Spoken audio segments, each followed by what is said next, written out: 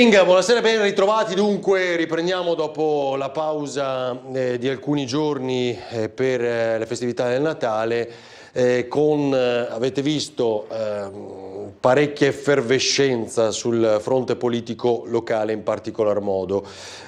Questo è il titolo perché oggi riprendo il filo dal primo SMS che abbiamo ricevuto ieri sera, una puntata dedicata ai temi regionali, un po' più nazionali, e in contemporanea tra Tele4 e TV12, perché subito ci chiedevano ma che ci interessa il terzo mandato, vogliamo sapere del tram, con chi è arrabbiato il sindaco. Adesso ne parleremo perché chiaramente questa sera è doveroso affrontare i temi della città, però non viviamo fuori dal mondo e abbiamo visto un po' anche l'evoluzione della giornata di oggi. Riepilogo molto rapidamente quanto abbiamo discusso e a lungo anche ieri sera.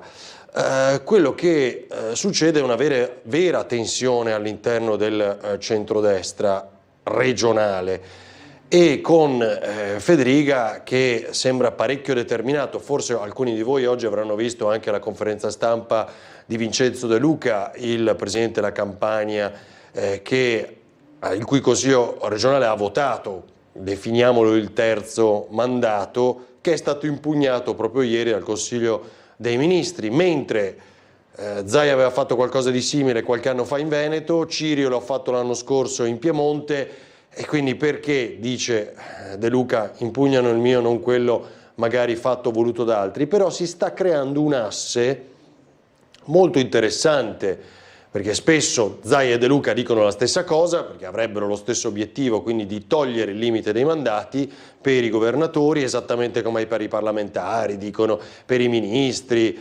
perfino il Presidente del Consiglio dello Stato attuale, ma cita De Luca anche il Capo dello Stato, quindi insomma, manda un messaggio di alto spessore, definiamolo di tensione a livello massima nel nostro Paese.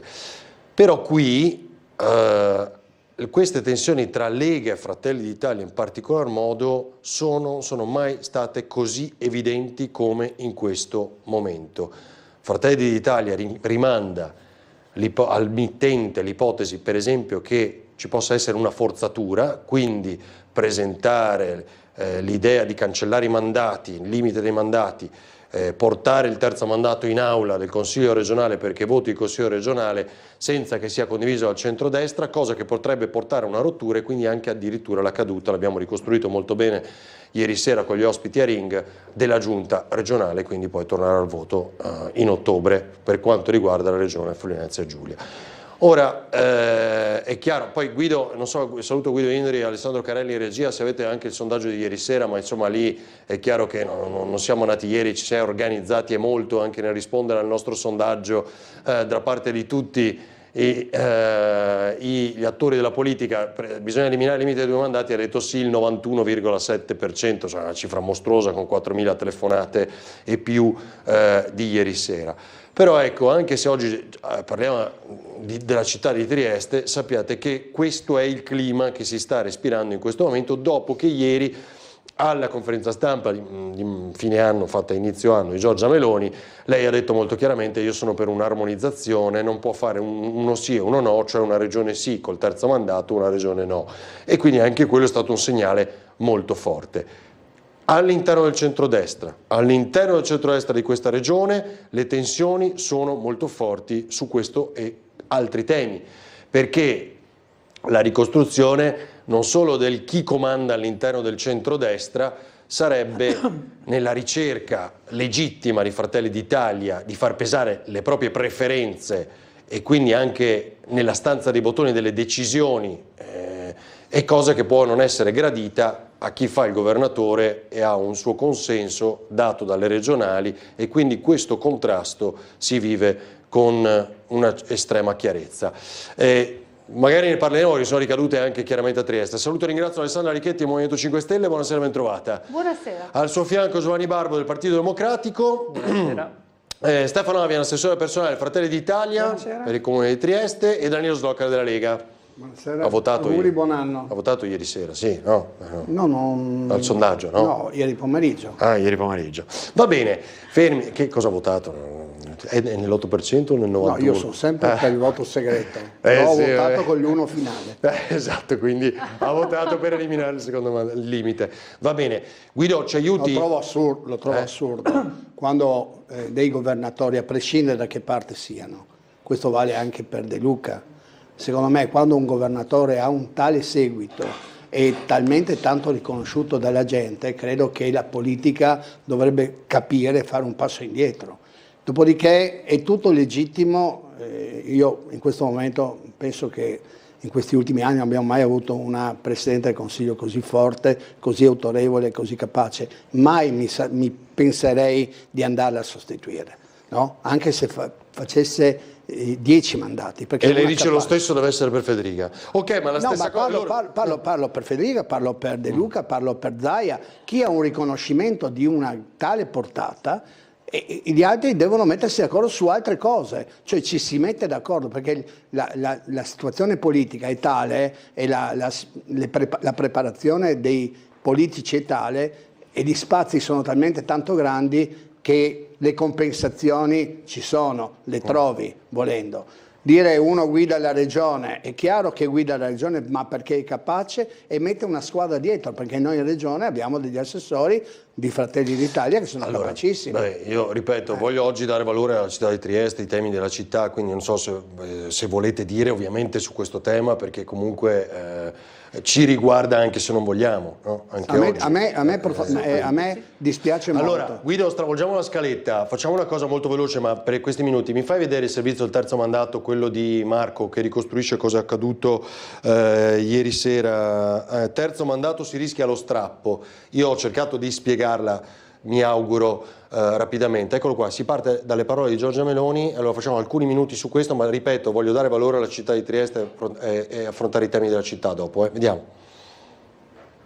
Sulla questione del terzo mandato non c'è un accordo tra i partiti della maggioranza, poi che possa servire un'iniziativa legislativa, diciamo, per armonizzare tutti gli ambiti, questo è un tema sul quale sono disponibile a parlare, perché è vero che ci sono scenari diversi, però ad oggi obiettivamente non mi pare che si possa intervenire, diciamo, uno sì e uno no. Dopo le parole della Premier Giorgia Meloni sul limite ai 2 mandati per i presidenti di regione e la replica di Federica, che ha parlato di vulnus democratico qualora si impedisse a una regione a statuto speciale di esercitare la propria autonomia sugli enti locali, il futuro della maggioranza in Friuli Venezia Giulia diventa un campo minato che potrebbe addirittura, nell'ipotesi più grave ma anche più lontana, far finire in anticipo la legislatura bis della giunta Federica. Perché potrebbe succedere? Beh, se il governatore dovesse far votare per il terzo mandato in Consiglio regionale nell'ambito di una riforma elettorale più ampia e porre la questione di governo, la fiducia a livello del parlamentino nostrano, allora in caso il centrodestra non trovasse l'accordo, il presidente triestino nato a Verona dovrebbe andare a casa e si andrebbe a elezioni probabilmente in autunno. Fantapolitica? Per nulla, anche se gli scenari attuali sono ancora tutti da valutare. Quindi se loro lo presentano senza dirvi nulla, primo scenario. Secondo scenario, se intendono presentarlo avvertendovi, comunque vi rimandate a un ragionamento nazionale, e l'abbiamo sentito fare oggi da Giorgia Meloni, cioè armonia, non si può fare uno sì, uno no, e allora non c'è una terza via. Penso che i tempi... Non c'è una terza via in cui potete seguirli certo, su questo. Certo che non esiste la terza, non è data la terza via.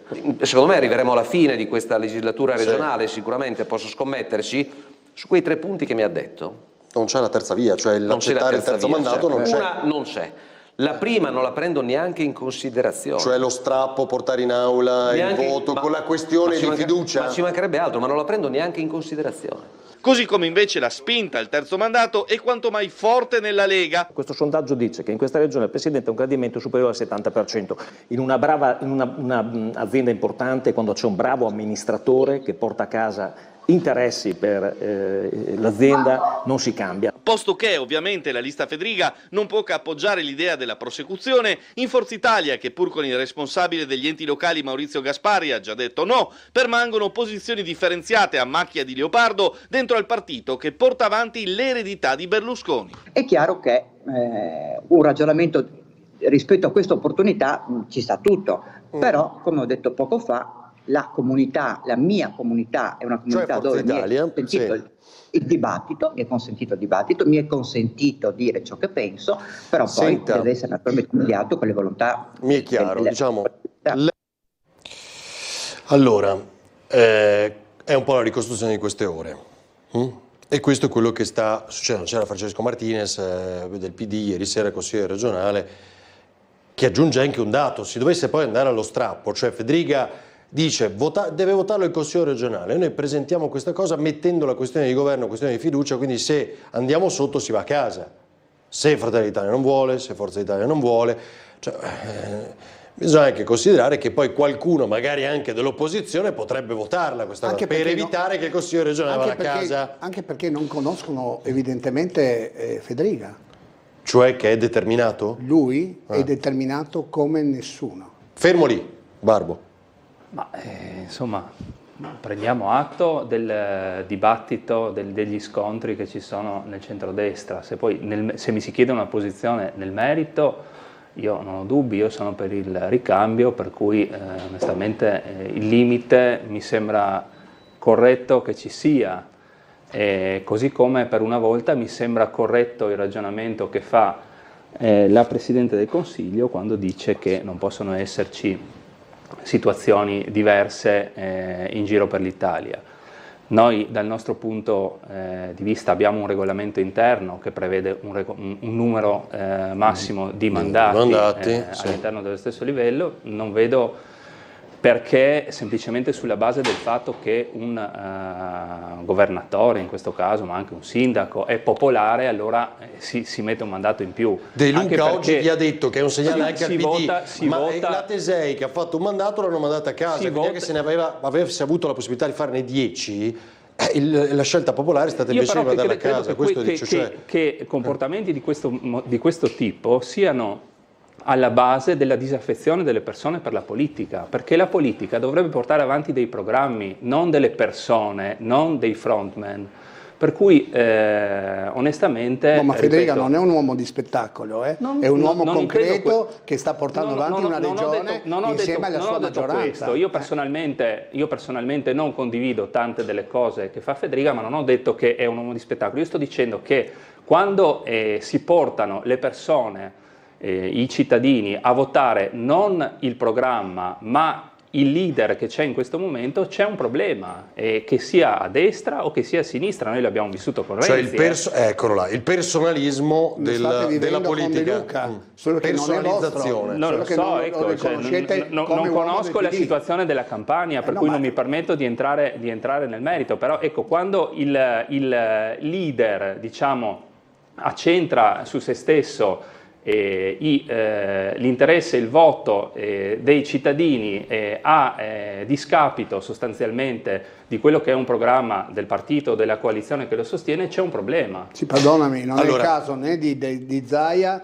né di Fedriga. Questo è il tuo punto di vista. Questo è il tuo punto di vista. Fermi, voi siete dall'altra metà del cielo, quindi? Ok, io dico che fino adesso quello che ha detto il nostro Presidente del Consiglio, la Giorgia Meloni, le mosse che ha fatto fino adesso lei non ha sbagliate quasi nessuna.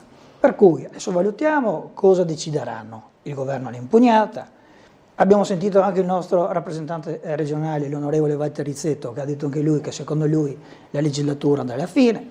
Speriamo che tutto sia quieti e che si riesca a trovare una quadratura, perché fino adesso stiamo andando bene. Per cui vediamo anche quali saranno le prospettive future. Ieri ne hanno parlato, adesso vediamo i prossimi esiti, cosa succederà. Speriamo che prevalga il buonsenso. Fino adesso mi sembra che è sempre prevalduto il buonsenso. Ecco. Abbiamo un Presidente, fortunatamente... Allora, non voglio portarvi, ripeto, io adesso ne parliamo, dopo passiamo ad altro. E non l'ho detto ieri sera, perché questo dibattito, come immaginerete, in Veneto, ne parliamo più o meno da un anno. E è la prima volta che questa roba qui si vede con questa chiarezza qua. Perché già ai tempi dei salviniani contro Zaiani, in Veneto c'era di tutto, qui salviniani contro fedrighiani, non si è visto nulla, diciamo, però un po' di tensione c'era in sostanza. Vabbè. Oggi il partito è ricompattato, la Lega, però, diciamo, lo scontro è diventato un altro.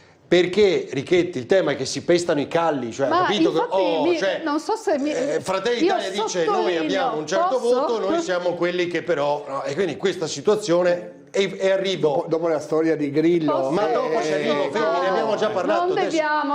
Fermi lì, sì, perché non avete più il limite dei 2 mandati. Le prime linee, cioè, le prime linee intendo i segretari regionali, sono abbottonati, non tanto ieri sera, Rizzetto e Dreosto, cioè, hanno detto le cose con chiarezza.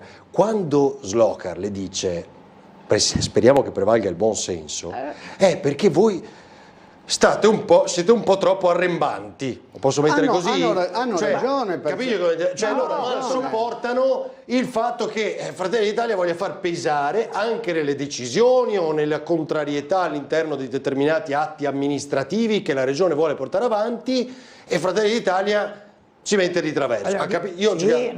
Però perché lo spiego a chi ci segue a casa. L'amico Danilo sa benissimo che noi fino adesso siamo sempre stati responsabili. Per cui, infatti, secondo me, come abbiamo detto, secondo me non ci saranno problemi nel trovare una quadratura. Lo spero, però diciamo che il tempo sarà sovrano e sapremo nei prossimi giorni cosa succederà. Sì, perché siamo nei prossimi giorni, non nei prossimi mesi, questo è abbastanza chiaro. Dai, Richetti, grazie. Che dici? Allora, io vorrei riportare il discorso un attimino sul perché della motivazione del limite dei 2 mandati. Motivazione che ritengo importante e che va affrontata.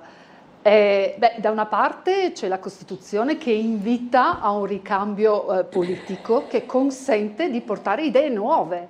Io penso che nessuno vada in questo momento abbia vantaggio a dire se una figura di sinistra o di destra sia vantaggiosa o meno per una regione. Non è questo il punto. Il punto è un altro. Il punto è veramente un altro.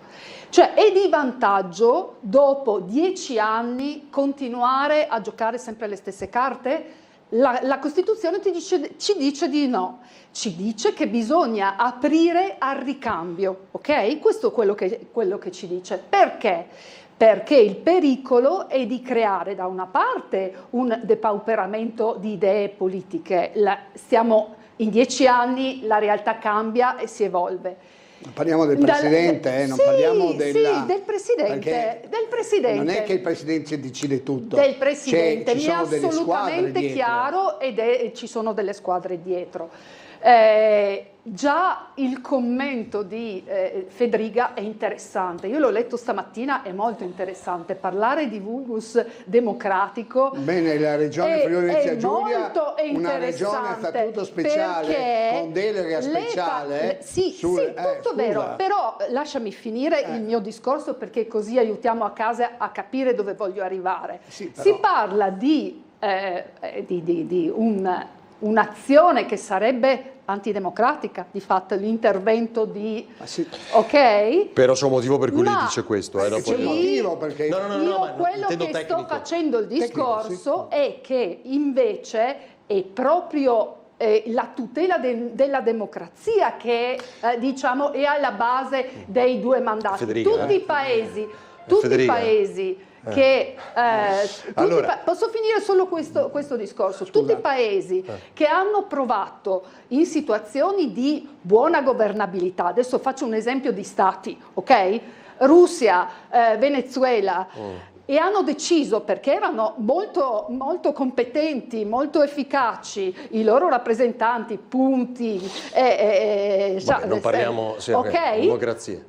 Stiamo parlando di democrazia. Sì, signori, però di là si passa perché i legami col territorio sono quelli. Qual è stato se andiamo a analizzare il parallelo, è stato che il Venezuela è caduto in una depressione economica notevole, ok? Oltre a perdita di democrazia e così via, perché manca il ricambio, manca le idee nuove e adesso la situazione democratica sia nel Venezuela che sia in... Cioè lei dice è un rischio democratico. Non cioè, solo, democratico. Se non mettiamo limiti ai governi da 7 anni in maniera vorticosa.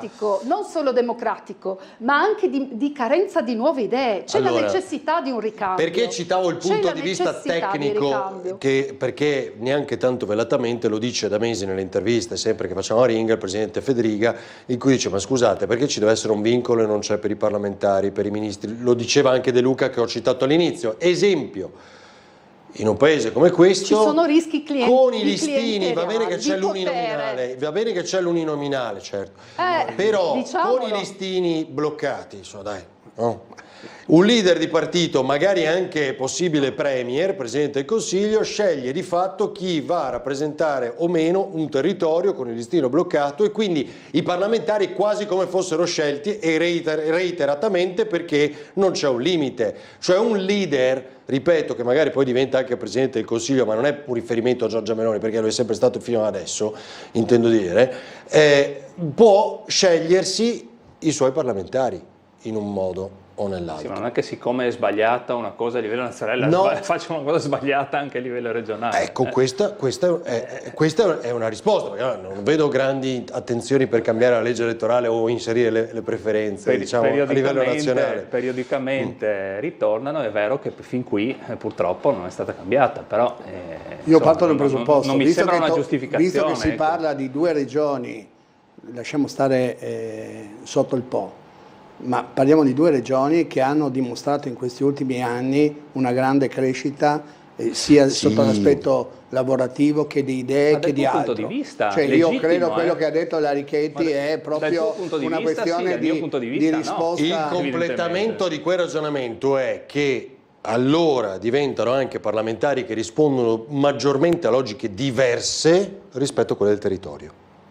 È per quello che un rappresentante del territorio, come un governatore o le forze politiche, voi del territorio, dite: ma scusate, poi questi parlamentari, chi si è visto, rispondono più a logiche di partito, appunto, o di coalizione romana rispetto al territorio, proprio perché vengono scelte in quella maniera lì, e allora anche quello è un vulnus democratico, per quello li mette sullo stesso piano, in contrasto Massimiliano Fedriga. Va bene. Poi c'è tutta la questione clientelare, nel senso che quando crei comunque una realtà politica che continua a essere insediata, non è un'azienda, non si può fare un paragone con l'azienda. Non è assolutamente paragonabile un'azienda, ok? A parte che i soldi sono pubblici, per cui è un concetto un po' diverso rispetto all'azienda. Intanto voi recuperate un po' di posizioni, poi parlerete, perché da quello che avete fatto a oggi... Non è un caso che anche i dirigenti della pubblica amministrazione ruotino. Quando qualcosa dà fastidio si scappa. Sì, ragazzi. Ragioniamoci, no? Cosa, Barbo? Cosa? No, dico, non è un caso che anche i dirigenti della pubblica amministrazione ruotino, proprio per evitare che ci sia questo rischio di clientelismo, perché alla fine, se l'interlocutore del cittadino è sempre lo stesso, vuol dire, non è che è automatico, ovviamente. In questi ultimi anni rotazioni non è che ne abbia viste tante, se per quello. Abbiamo un problema anche su tutto quello che è l'amministrativo in giro. Non parlo devo fermare. Pubblicità e poi affrontiamo i temi della città. Tra poco.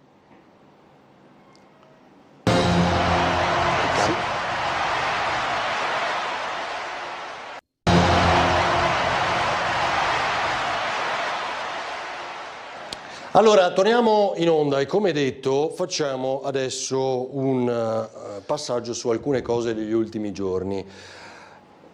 Poi, a proposito di Trump, ho pescato una cosa prima di Natale che avevamo fatto, perché un po' quello che sta accadendo adesso si era detto, cioè il sindaco sperava di ripartire subito anche con un'unica vettura, perché ormai è fatta, e invece il presidente del Teletrasporti Marzi aveva detto dobbiamo fare tutta una serie di cose e partire con un servizio completo.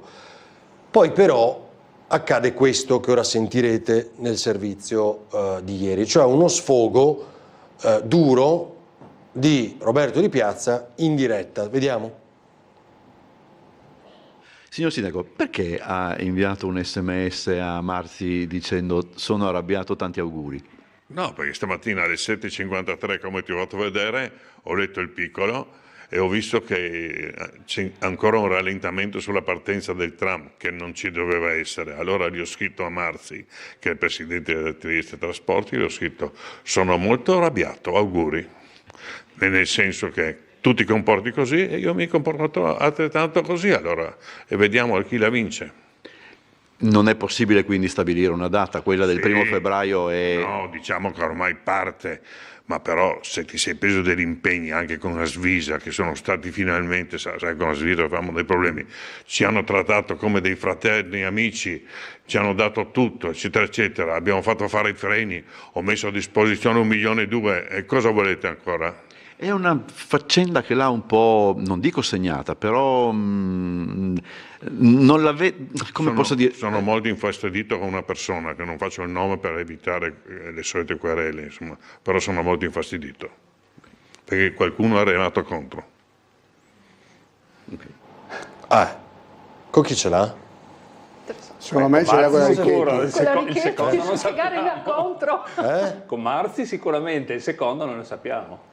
Con chi è il secondo? Vabbè, ma secondo voi doveva ripartire subito, idea linea sindaco? Dietro le quinte cosa... Allora io non so se doveva ripartire subito o non subito, però è evidente che il sindaco è recidivo, nel senso che continua ad annunciare la ripartenza del tram e il tram continua a non ripartire. Ed è recidivo anche con Trieste Trasporti, perché non è la prima volta purtroppo che attacca il vertice di Trieste Trasporti.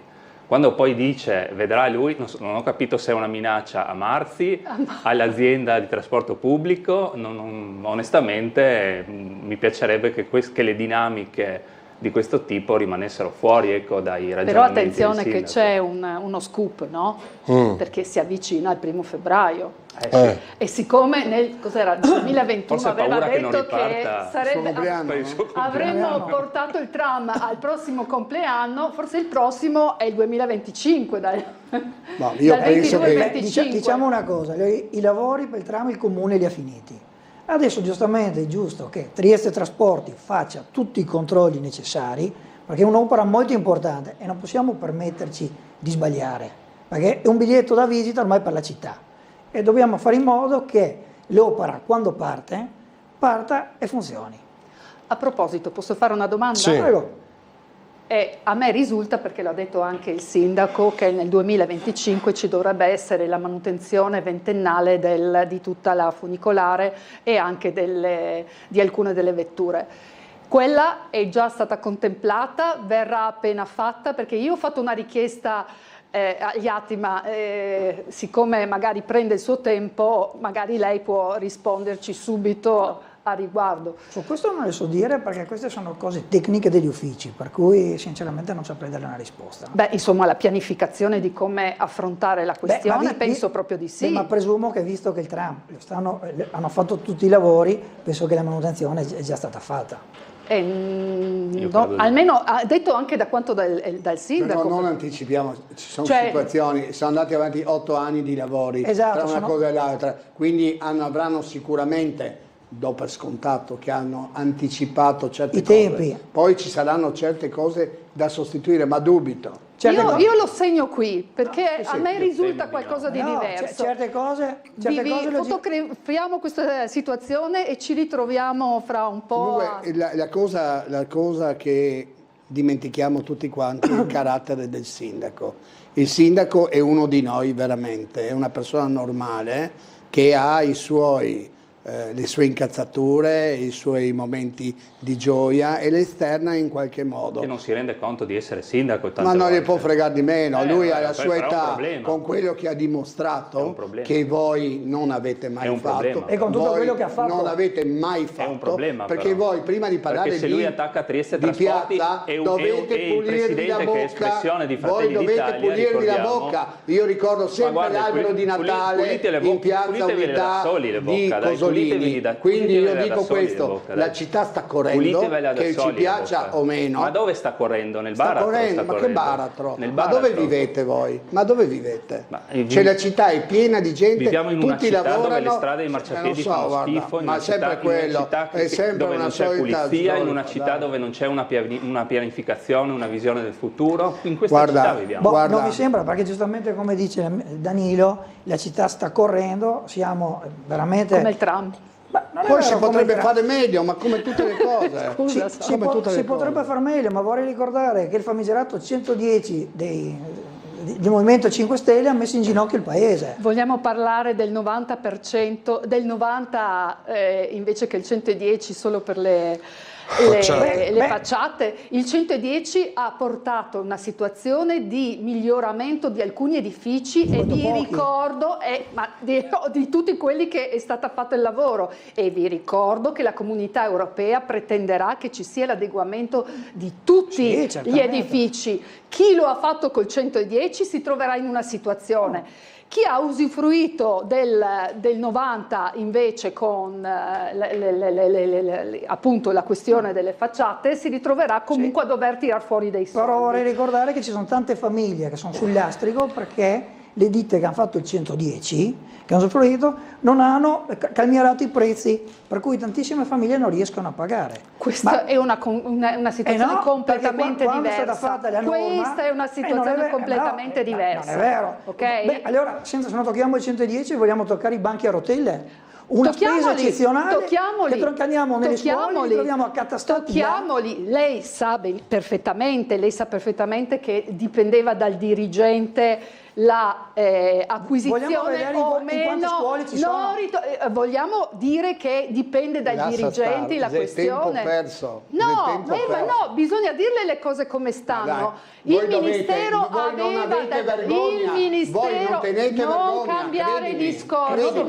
Allora, intanto ritorniamo su Trieste, perché ributtare in cacciara su certe cose è facile. Allora, la situazione ha parlato, però io voglio parlare del tram. Parliamo del tram o parliamo dal 2016 di tutti i lavori che non sono andati in porto e che si è dovuto rifare, signore, sui soldi dei contribuenti. Rifare 3 volte con la rincalzatrice, 3 volte, signori, a spese dei contribuenti. Sono stati lavori che sono stati richiesti. Rifarli perché non erano fatti bene, rifarli. E beh, leggete, signori. Di volta in volta saltavano fuori nuovi lavori. Allora, io mi rendo conto, Danilo, che lei non era in consiglio comunale e quindi non ha assistito alla trasparenza, dove sono state dette, che ho tenuto io, sono state dette ben chiare le cose e nessuno le ha smentite, ok? Rispetto dei lavori fatti di fatto che sono dovuti essere rifatti. Quindi, comunque il 1° febbraio il tram partirà e saremo tutti non si sa ancora. Non sappiamo ancora. E non sappiamo se ripartirà in totale o in meno, perché c'è sempre la questione dei freni, ok? Quindi intanto facciamolo partire e dopodiché facciamo ma io tornando sul tram, sostanzialmente quello che volevo ribadire è che non vorrei che gli screzi tra, ripeto, il sindaco, che sarà anche uno di voi, sarà anche di noi tutti. Di voi. Forse voi siete... No, perché tu sei della zona ZTL, hai ragione. Guarda, vieni dove stiamo noi, dove stiamo noi non è zona ZTL. Siete mascherati. Io non sto in zona ZTL, non ho mai abitato in zona ZTL. Però allora sei anomalo. Per cui di quel partito. Posso assicurarti che non c'entro. E comunque sia, non vorrei che a fare le spese sostanzialmente di uno scontro tra il sindaco e il presidente di Trieste Trasporti sia la città. Ma non c'è nessuno È lo stesso sindaco che pochi giorni fa in un'intervista ha riconosciuto che la sua sfuriata allora contro l'Ustif ha causato di fatto un inasprimento da parte loro, per cui lui stesso riconosce tra le righe di aver sbagliato. cosa fa? No, Lo fa di qualcuno nuovo. aveva sbagliato per altri motivi. No, lui ha detto, lui ha riconosciuto che quella sua sfuriata aveva prodotto un inasprimento da parte dell'allora Ustif, oggi Sì, per Anspisa. contro è anche giusto dire che noi qua parliamo di pubblica amministrazione, parliamo cioè, certo che bisognerebbe andare oltre. No, nel senso, Certo io posso dire quello che voglio, dopo 8 anni mi girano siccome quindi vanno avanti lo il stesso, sindaco non è sindaco da un anno, ma è sindaco da 20 anni, dovrebbe saperlo che certe cose vanno evitate, no? Questo è chiaro, però stando a quello che dici uno può immaginare che abbiano veramente rallentato, ma no, uno dice non può essere. Diciamo che non hanno accelerato, sicuramente. No, diciamo che probabilmente hanno fatto i lavori come dovevano essere fatti, con la massima sicurezza per non avere problemi futuri. Non giustifica 8 anni e mezzo. 8 anni e mezzo. Mi fate sentire il presidente di Trieste Trasporti, perché nel momento in cui viene di fatto annunciata la ripartenza...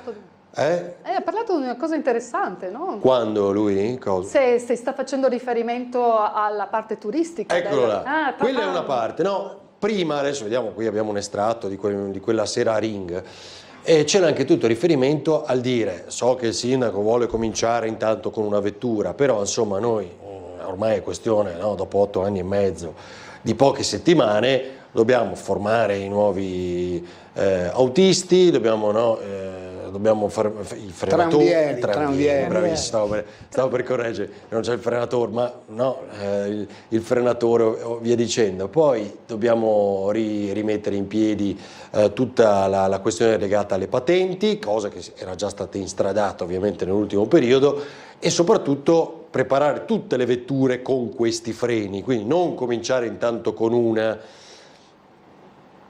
Poi è vero anche, e ho fatto questa domanda precisa a Marzi, l'occupazione del tram, cioè quante persone lo prendono, non è un numero esorbitante, questo si sa bene, quindi forse seguendo il ragionamento del sindaco uno poteva anche dire intanto possiamo partire con una, però Marzi ha, per una questione di serietà, fatto questo ragionamento. Riascoltiamolo, c'è anche la parte turistica.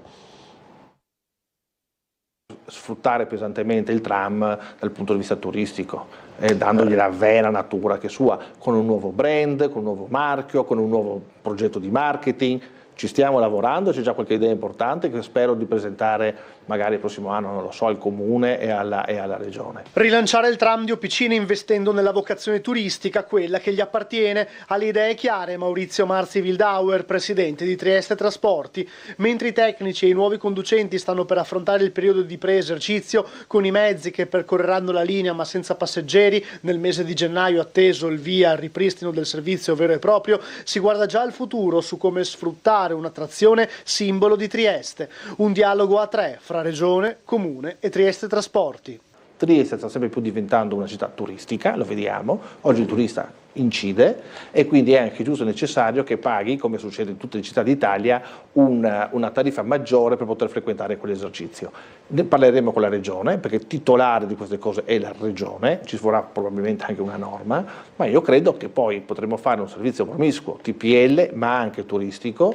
Immaginiamoci anche delle corse magari serali, d'estate, immagina che meraviglia portare sul turista, certo. Magari gli offri anche un assaggio dell'enogastronomia locale, lo porti a vedere questi bellissimi panorami di sera da Opicina a vedere la città sotto, gli dai una guida con un auricolare nelle varie lingue che gli racconta la storia del tram, la storia di Trieste, insomma puoi fare un bel servizio. Il pendolare che paga il suo €50, il turista che pagherà X deciso dalla regione, ok? Poi comunque pagherà in più.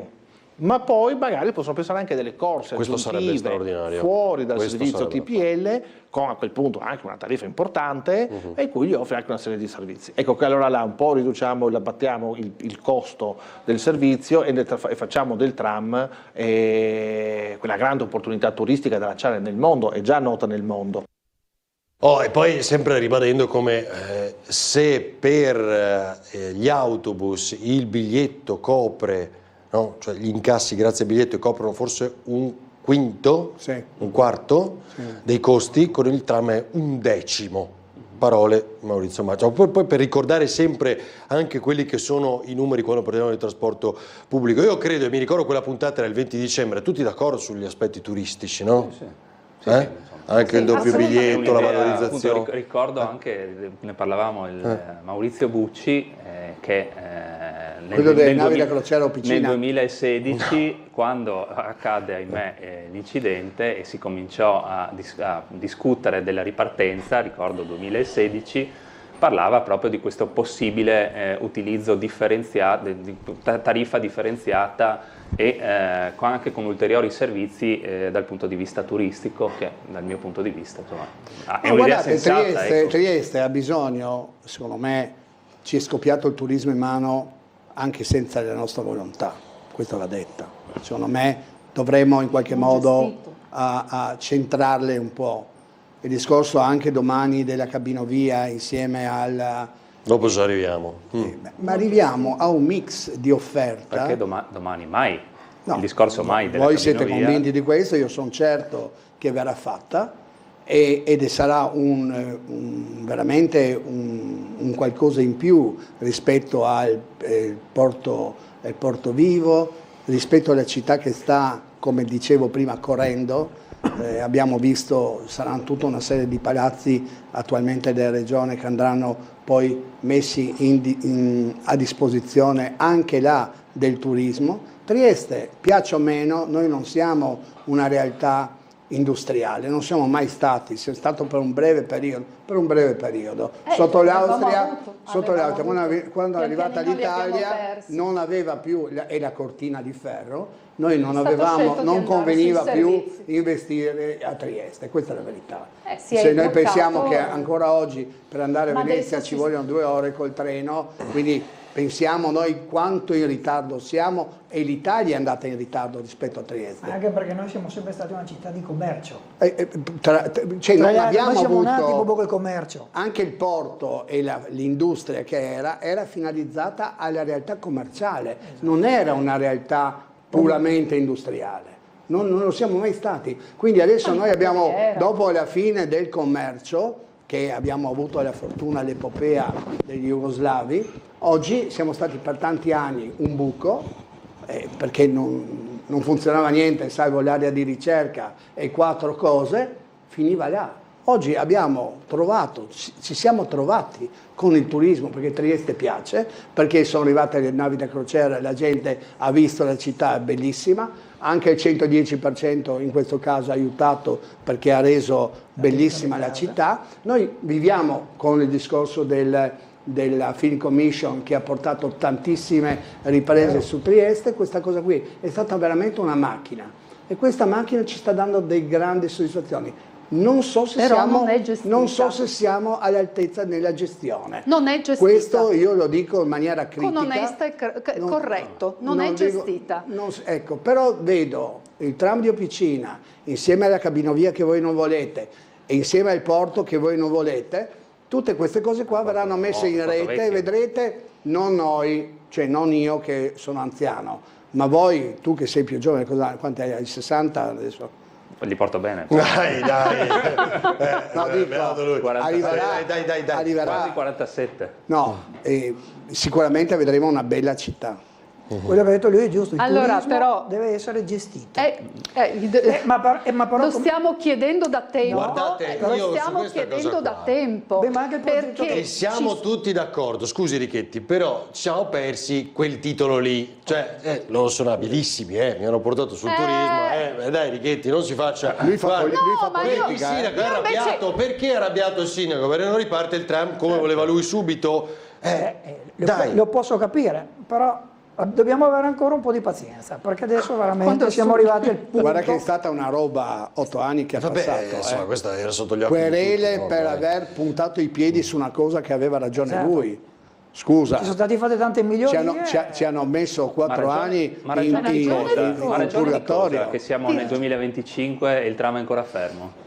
Purtroppo, poi tra le altre cose, una cosa che abbiamo preso una strada per un treno ad alta velocità quando si doveva capire che quel tram non era una realtà da 200 km all'ora. Quindi abbiamo dovuto prendere in mano e fare tutto fate un protocollo tutto suo sbagliato. Questo è adesso, successo in un secondo momento. Questo È come successo in un prendere, secondo momento, scusa, perché si è io ho perso avuto macchine d'epoca. È normale, una macchina fa più di 50-60 all'ora, certe macchine non fa di più. Se io volessi dovrei mettere un motore nuovo, ma ristrutturare tutta la macchina perché vada a fare i 150. Il comune ha deciso scientemente, la risposta a una mia interrogazione era il 2018 credo, di fare i lavori in proprio anziché affidarli allora a Trieste Trasporti. Ora adesso appena è arrivato su questa decisione. Ascolta, poteva farlo anni fa e avrebbe risparmiato anni di lavori, perché Trieste Trasporti poteva attingere all'albo speciale dei fornitori, cosa che il comune non può fare. È un fatto tecnico? Sì e no, nel senso che lì ovviamente la scelta, l'opzione che è stata esercitata dal dirigente è stata avallata da chi era assessore. Io dico solo una cosa, a prescindere da tutto, noi dobbiamo dire tutti quanti dire grazie a Di Piazza. Tutti, perché se Trieste, per gli 8 anni, ma anche per voi che siete qua, che andate contro, dovete dirgli grazie, perché sennò probabilmente non sarete neanche qua. Sì, per la galleria lì gli basta lì per... Russo che avessi messo un altro. Cioè, ma cosa c'entra? Ma io ero qui anche con Cosolini, adesso, a dire il vero. Ascolta, vedi? Ecco, non per cui non devo dire grazie. Non devo dire grazie. Non sei mai limiti al peggio. Perdonami, ecco, posso? No, perché è vero che hanno scippato l'argomento sul turismo, però hanno detto delle cose molto interessanti sulla questione del turismo. Certo, e per cui, perdona, io su questa cosa qui vorrei si andasse a riflettere, perché il non gestito, e poi abbiamo un membro della giunta che mi dice sì è vero, non è gestito. Lui non ha detto questo. Non ho detto questo. Sì, io ha detto non è gestito, è vero. Non è vero, non ha detto questo. Stiamo imparando a gestire. Vogliamo parlare per esempio, siccome l'ha citato lei, la questione di Porto Vivo, Porto Vecchio e del fatto che verrà comunque soprattutto realizzato per il turismo, come è stato detto. No, anche per il turismo. Quello che è stato. Allora io quello che vedo è una città, non parlare sull'oro. Allora io sto facendo delle affermazioni che sono comunque in qualche maniera avvallate da quelle che sono stati poi i progetti che sono stati consegnati, quelli ci sono stati consegnati, ok? Il progetto è un progetto che sta pensando al turista e non sta pensando a mitigare tutto quello che il turismo a Trieste comporta. Per esempio, vogliamo parlare del fatto che non ci sono abitazioni per i giovani, per le famiglie. Questo è un problema nazionale. Questo è un problema nazionale. Se possiamo guardare l'osservatorio RUPA, che ci va, l'osservatorio sull'abitazione, ci sta dicendo che qui il fenomeno è molto grave, perché negli ultimi anni, proprio a causa del turismo, lo dice l'osservatorio, i prezzi della casa, e quindi siamo, benissimo, non dire e quindi, ottimo, e allora conoscerai quello che è stato il testo ti sto spiegando che purtroppo questa situazione il problema della è gestione degli affitti brevi è nazionale. È nazionale, non è locale. Il fatto che ci siano delle non scelte a livello locale che non tutelano la popolazione triestina è un tema invece locale. Allora, ci sono delle leggi nazionali, che permettono tutte queste cose. Mestre si sta avviando un processo anche a livello nazionale che andrà a tutelare, io spero, a limitare gli affitti brevi. Io spero, ma io voglio vedere anche un'amministrazione locale che vada a tutelare i suoi cittadini, e questo per ora non lo vedo. L'ho visto fare da altri comuni, vedi Mestre. Ma Mestre che turismo c'è Mestre? Io non ho mai visto gente che sento vacanza Mestre. Io sto dicendo Mestre ha limitato l'utilizzo di turismo. Ma guarda, Mestre forse non ha ma degli affitti brevi. Fermi lì. Stiamo parlando degli affitti brevi e delle abitazioni per Per piacere. Conosco, quindi ho fatto varie puntate anche su quello che è successo in Veneto. Quello che sto dicendo la critica che viene mossa al Comune di Venezia è proprio il contrario, cioè che quella roba lì è un po' all'acqua di rose, proprio però perché loro... Allora, io quello che sto dicendo ci si sta instradando verso quello. Qui io quello che vedo è che non si è investito in alloggi comunque per i residenti, non si è investito in quella direzione. C'è un'edilizia popolare che comunque ha la necessità di investire dei soldi. Giriamo l'argomento dall'altra parte. E quello è un problema. La legge è stata impugnata. Ma sai che il comune di Trieste non ha fatto un censimento del suo patrimonio, dei suoi appartamenti? Io sto dicendo che non ha fatto il censimento. Ma ce l'ha? No. Sì. Allora vuol dire che me l'hanno negato quando l'ho chiesto le informazioni. Non lo so. No, vabbè, però adesso scusate, non mischiamo troppe cose. Allora, sul tema degli affitti brevi lo abbiamo seguito e tantissimo, tra l'altro, ripeto, anche con Bernardo qui ormai qualche mese fa, costi aumentati, Gulotta, c'è un po' non solo il problema che hanno detto andiamo a vedere le key box che hanno invaso tutte le città, noi lo raccontiamo a Venezia da tempo, lo raccontiamo a Treviso, a Padova, ho detto guardiamo Trieste, abbiamo guardato anche Udine con i colleghi di TV12, 48 ore dopo il ministro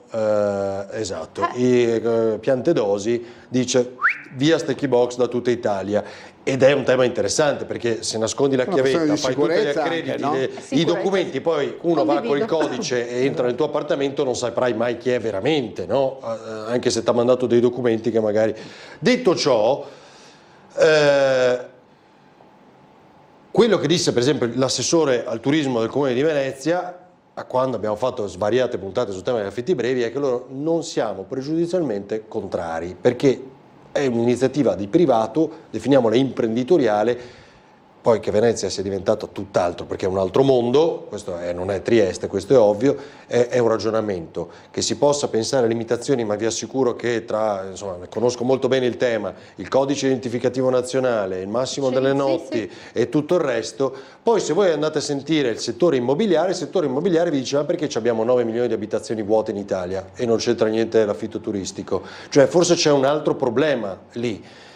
Il ragionamento è molto grande, cioè come dire, anche se facciamo l'affitto breve non andiamo a togliere case, quello che però sicuramente accade è che si aumentano i prezzi, cioè perché il mondo dell'immobiliare vede aumentare il proprio prezzo, perché là dove prenderesti 600 euro di affitto, se lo metti in affitto breve ne prendi 1.000-1.200 e quindi il presidente Guerino Lanci, presidente di Albergatori, Guerino Lanci, non si sta lamentando, non si lamentano degli affitti brevi, si lamentano della concorrenza, non della concorrenza, della cattiva gestione della qualità del servizio che si offre, perché a quel punto là vuol dire identificare il cliente. Però guardate, posso dire una cosa, noi l'altro giorno abbiamo raccontato purtroppo anche la tragedia. La tragedia protesta per il nero, ecco, quello è esatto, e quello che secondo me questa è la questione. Perché c'è gente che lo fa, la stragrande maggioranza e non ne sta pagando le tasse con la cedolare. Non c'entra le tasse del turismo.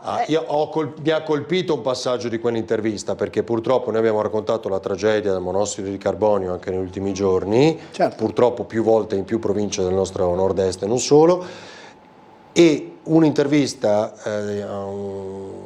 che ha fatto Umberto Bosazzi, la persona che nulla aveva a che fare con l'appartamento, che in realtà era del professore austriaco, ha detto noi abbiamo verificato subito, i nostri appartamenti che sono affitti turistici hanno il rilevatore del monossido, quindi noi non abbiamo avuto problemi, come quello di Via Torre quindi Bianca, è in realtà un incentivo anche a migliorare la struttura stessa quando poi la metti in affitto breve, perché se no non l'affitti, perché le piattaforme internazionali ti chiedono degli standard. Ma non solo, ma anche quelle società che a Trieste ne abbiamo più di qualcuna che gestisce queste cose qua, sono molto serie, preparate, fanno. Il problema è che scappa il privato che affitta i 3-4 appartamenti, quello è il problema, e alla fine ce ne sono tanti, perché dall'eredità di uno o dell'altro raccoglie questi appartamenti. Qui ci deve essere forse un po' più di attenzione, non di severità, ma di attenzione.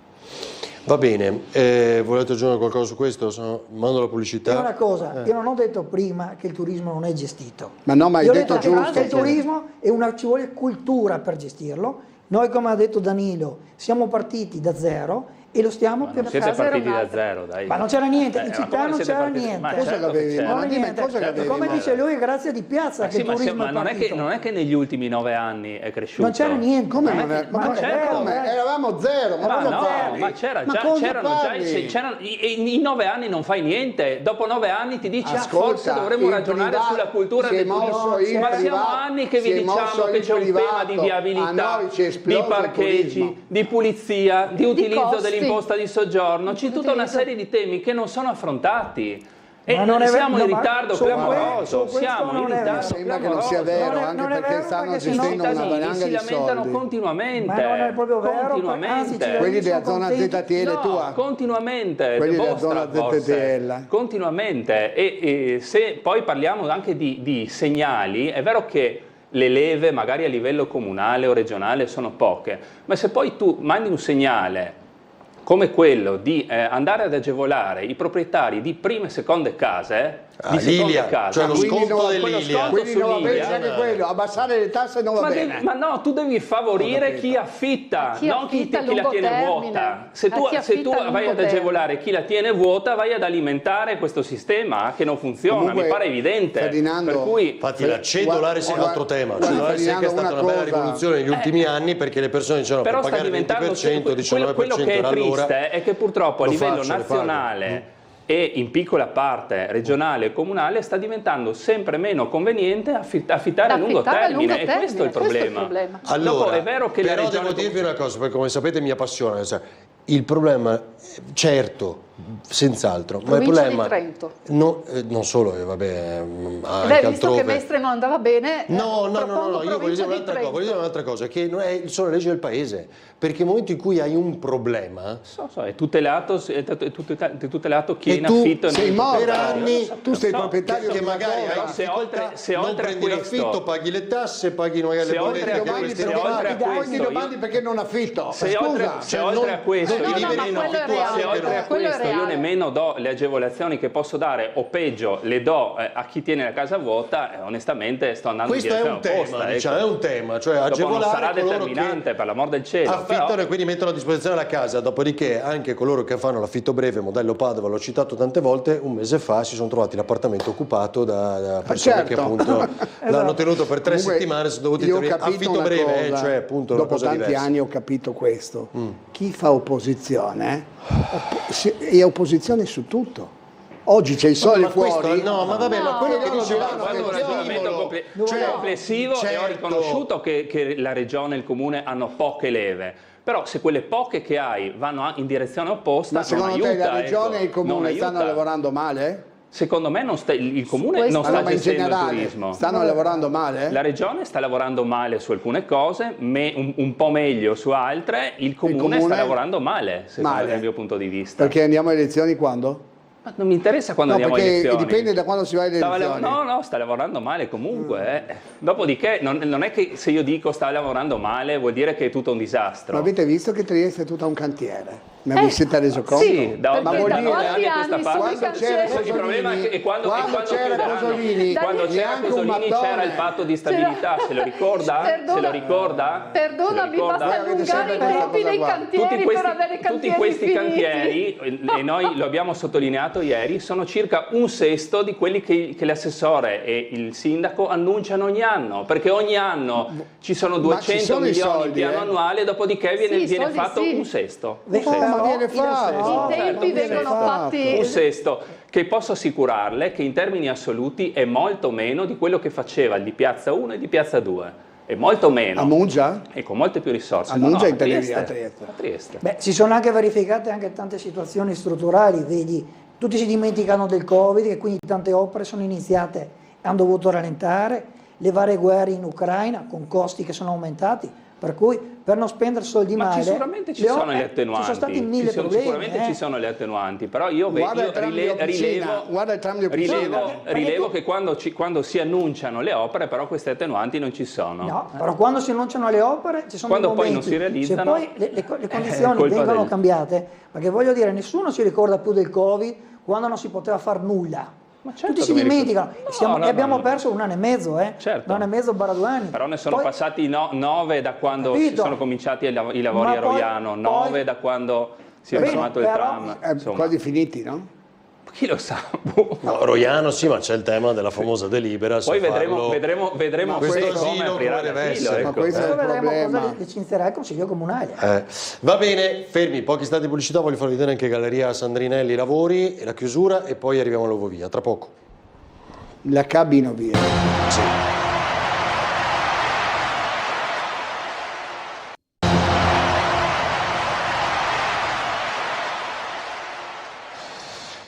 Allora, come detto, arriviamo ad altri temi. Ci fai vedere, Guido, la chiusura, quindi i primi giorni, poi la notizia di oggi è che verrà prorogata questa chiusura, ma di poco. Insomma, doveva riaprirsi domani, si riapre lunedì, mi pare che martedì, lunedì, che a me risulti. Vediamo un po' il Per la servizio. festa del sindaco.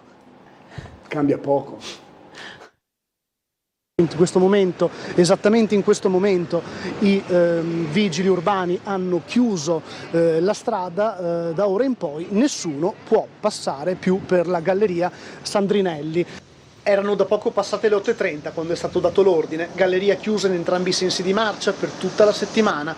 Automobilisti, scooteristi, pedoni, ciclisti, tutti gli utenti della strada dovranno scegliere altre vie per raggiungere posti di lavoro, scuole o qualsiasi altra meta a Trieste. Spazio dunque alle verifiche sulla condotta idrica da parte di Acegas, APS Amga, un monitoraggio dei sottoservizi considerati vetusti e ammalorati. I controlli di questa settimana serviranno a individuare l'area di intervento all'interno della galleria per poi decidere dove operare i successivi scavi, poi la prossima fase del cantiere con l'opera di risanamento, un intervento finanziato da risorse PNRR per la riqualificazione della rete idrica. La galleria fra le piazze Goldoni e Sansovino sarà percorribile esclusivamente dagli addetti ai lavori, autobus, pullman, mezzi di soccorso e delle forze dell'ordine.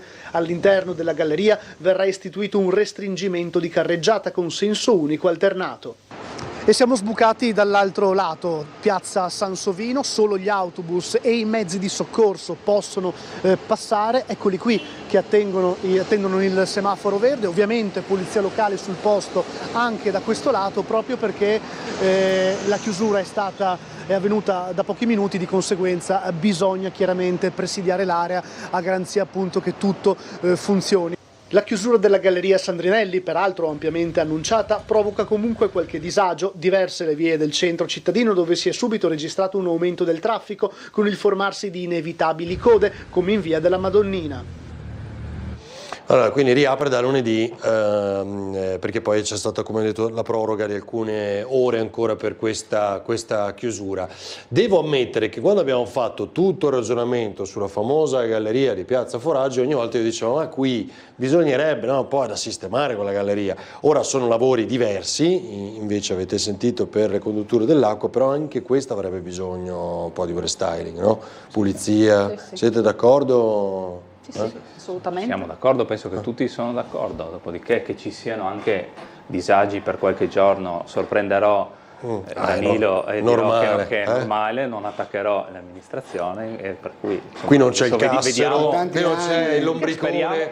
Speriamo che il sindaco non si impunti con idee sue e che lasci io fare i abito lì tecnici. all'inizio alla fine di Corso Italia e devo dire la verità, salvo il primo giorno che c'è stata un po' di incomprensione degli utenti, delle scuole al mattino, eccetera, devo dire la verità che grossi problemi, grazie anche ai vigili urbani, alla ditta che sta facendo i lavori, che sta gestendo. Potete passare comunque a parcheggiare, no? Io parcheggio, quindi ma no, per quanto mi riguarda non è un problema, devo dire la verità che sono seri, stanno lavorando bene e devo dire la verità, come sempre dobbiamo dare un grazie anche ai vigili urbani che sono molto attenti e capillare anche il loro controllo. Allora, la polizia municipale in questo momento sta lavorando molto bene. D'altra parte, quando vengono fatti questi lavori, come dice giustamente Barbo, i disagi ci sono, inutile raccontarlo. Si spera di farlo nel minor tempo possibile perché purtroppo noi a Trieste abbiamo quelle vie di accesso, non è che ne abbiamo tante altre.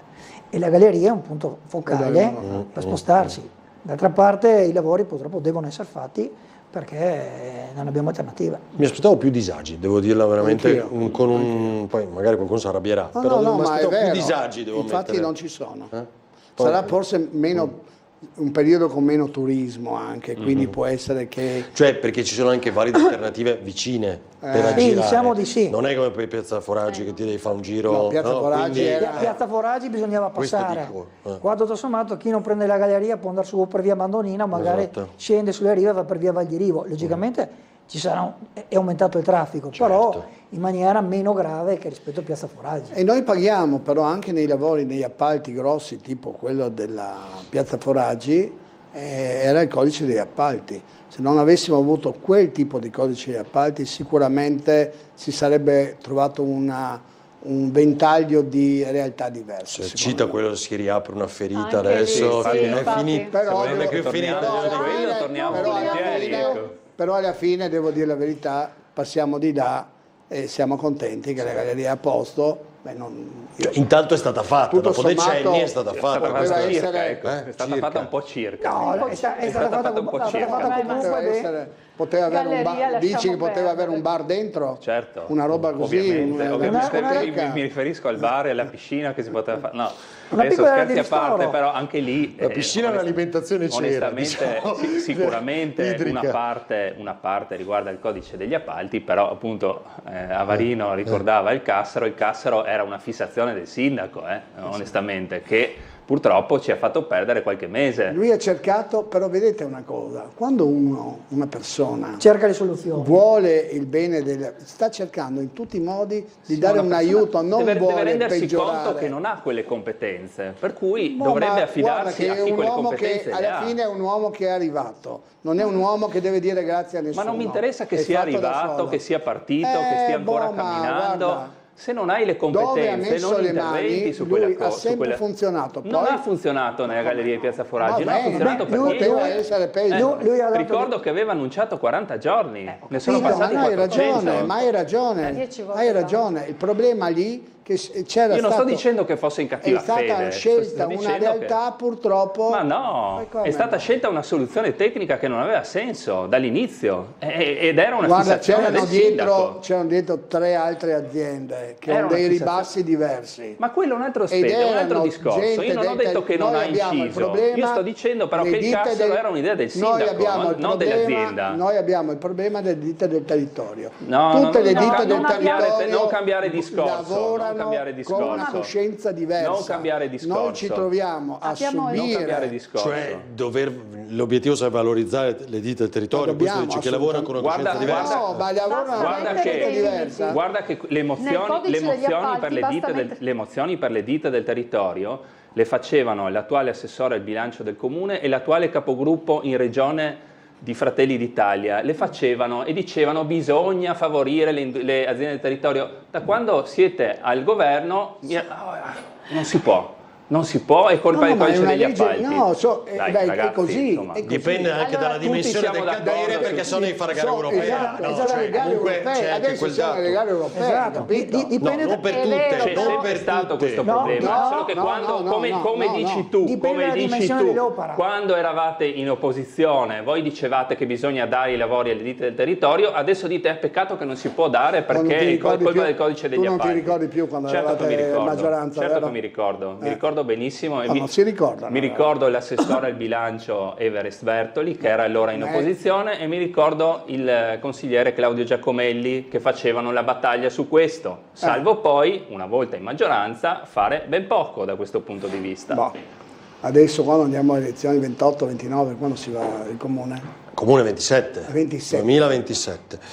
Va bene, allora Guido ci fai vedere l'ultimo capitolo della saga Cabinovia, vediamo cosa hanno detto. Pensavo dei 5 Stelle.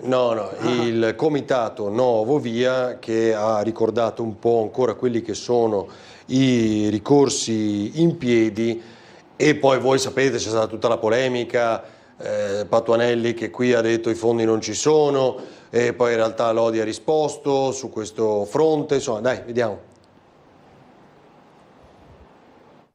Voglio sottolineare anche che cadendo le ragioni adotte per bocciare il referendum, quello di dire non si può fare il referendum perché sono fondi PNR, non esiste più.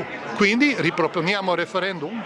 William Starz, presidente del comitato Novo Via, la butta là, ma è palese che al momento, dopo la doppia sentenza del TAR che impone alla Regione di riconsiderare le autorizzazioni ambientali al progetto, il popolo dei contrari alla cabinovia non canta vittoria ma prudentemente aspetta. La partita è aperta e quindi dobbiamo monitorare, stare attenti e non perdere un colpo. Ecco. Due sono i fronti. Il primo appunto concerne il passaggio dei finanziamenti dal PNRR al Ministero delle Infrastrutture. La cabinovia era finanziata con finanziamenti del PNRR e seguiva procedure di PNRR. Venendo meno questo finanziamento, quali saranno le nuove procedure? Cade il progetto di fattibilità tecnica economica approvato? Cade la gara? Cade il contratto con la Leitner? Poi appunto la questione TAR. Il comitato attende di conoscere le risposte che Regione e conseguentemente il Comune daranno alla sentenza emessa a metà dicembre, accogliendo 2 dei ricorsi presentati. Noi siamo in attesa di vedere le risposte che daranno sia il Ministero delle Infrastrutture, quindi se ci salterà fuori sia il decreto col quale si prende atto del mancato finanziamento PNRR e l'eventuale decreto che reperisce i fondi sostitutivi. Starz non sembra particolarmente colpito da quanto dichiarato qualche giorno fa dal senatore pentastellato Stefano Patuanelli, secondo cui del finanziamento del Ministero non vi sarebbe traccia. I soldi, dice Starz, alla fine si troveranno, piuttosto rimanda ancora una volta alla questione che potrebbe essere dirimente. Quando avremo contezza e avremo modo di vedere i documenti che verranno presentati, ci riserviamo di fare le azioni che abbiamo fatto fino adesso. Primo, informare l'opinione pubblica. Secondo, rispondere adeguatamente con i componenti del nostro comitato scientifico se ci saranno elementi da contestare.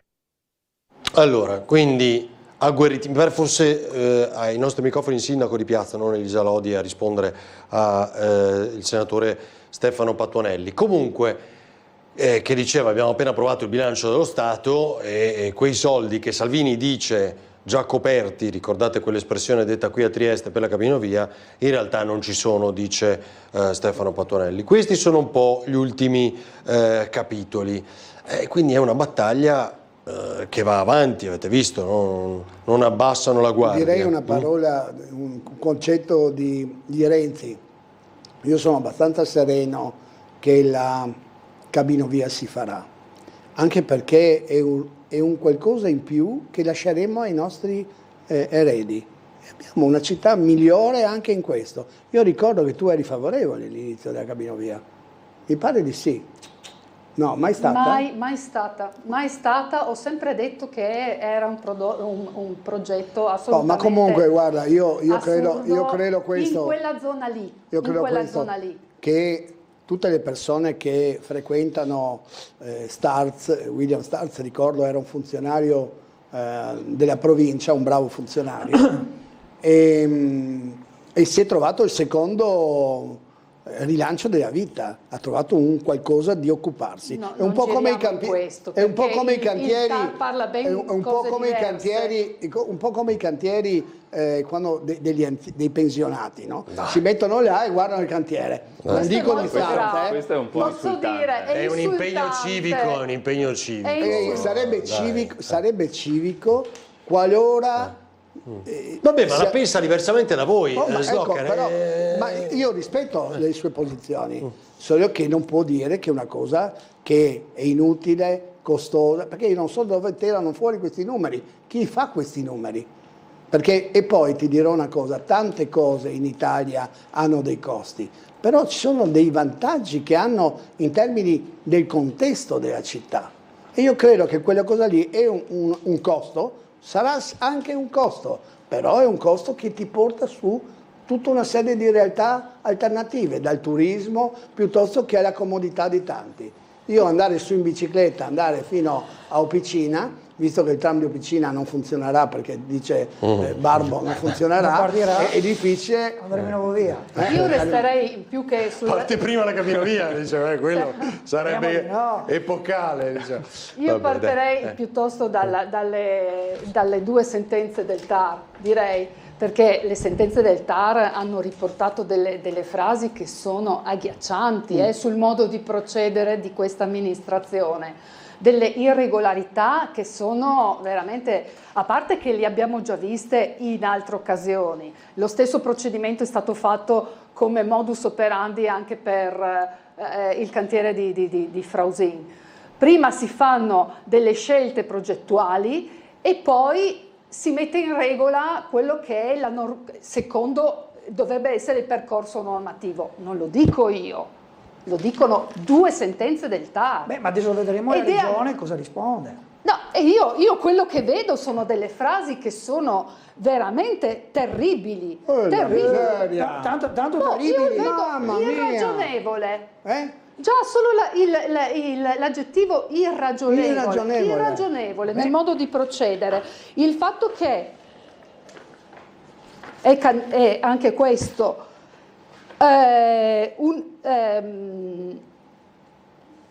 lesione sia del principio di buon andamento ed efficienza della pubblica amministrazione. Questo è scritto nel corso del TAR. Cioè Io ho evidenziato le frasi che secondo me sono... È chiaro che l'errata interpretazione proposta comporterebbe un'evidente ingiustificata lesione del principio di buon andamento ed efficienza della PA, cioè pubblica amministrazione, da un lato, e dall'altro lato del legittimo affidamento di un concessionario onerato a questo punto intensamente di elaborare e proporre un progetto definitivo di un'opera sia dell'origine vietata ai vincoli territoriali. Scusi, adesso qua sono sganciate, cosa devo leggere? C'è altro? No, beh, c'è altro, cioè che lì cosa dice, però dobbiamo spiegarlo in parole... Che i procedimenti che sono stati fatti in maniera semplice, specifica, con indicazioni superficiali, cioè secondo me queste sono frasi che dimostrano un modo vedremo le risposte.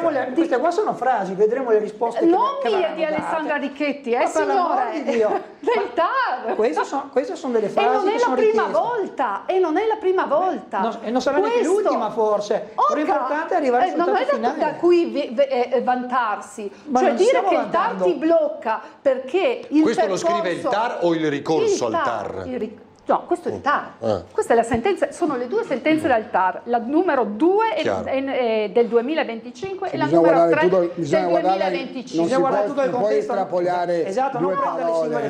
Insomma, signori, le sentenze al TAR sono pubbliche. Come l'accesso ai finanziamenti pubblici, potete andare a guardarveli da soli perché sono tutte realtà pubbliche. E attenzione al microfono Ricchetti che cade, per qui c'è però un passaggio, qualcosa che dice Starz che diventa rilevante, se lo è ovviamente in questo dibattito. Non sono più fondi PNRR, li dà il Ministero, di nuovo, però è così rispetto a tutto il dibattito di questi ultimi anni. E quindi cosa fa? Cade la gara, cade il progetto fatto fino adesso, il rapporto con l'Eitner, cioè ha un senso questo rischio? Vorrei capire. Che si riprenda da dove si è lasciato. I fondi, il discorso è uno. Cambiano solamente, da dove arrivano i soldi, tutto là. Esatto. Non cambia solo non è questo, quello che perché dice il TAR, sostanzialmente si stava andando avanti il percorso di un'opera che ad oggi, ricordo, è incompatibile con il piano regolatore. È incompatibile. È incompatibile. A fine mese si porta le varianti. È incompatibile. Finché la variante non viene approvata. La variante viene portata a fine mese? Ti sembra che per opere non finanziate con il PNRR tu fai un affidamento di un'opera che è incompatibile con il piano regolatore vigente? Questo è successo finora. E poteva succedere legittimamente perché si trattava di un'opera finanziata con il PNRR. Adesso che non è più finanziata, siamo in presenza di un percorso già iniziato su cui però mancava alla data di partenza la compatibilità col piano regolatore. Se io voglio costruire una casa, devo avere l'edificabilità su quel terreno. Se io non ce l'ho, tu ragioni, non è che comincio. Tu ragioni perché invece sei contrario. qua hanno già cominciato. Potevano farlo perché c'era il PNRR. Potevano fare perché c'era la priorità urgenza, diciamo, PNRR. Ora che non c'è più, per forza bisogna fare questo passaggio, Attenzione. Questo passaggio bisognava farlo comunque. Però questo passaggio normalmente avviene prima della partenza dell'opera. Allora, Slocar, poi Richetti e Avian, dai. Siamo partiti prima.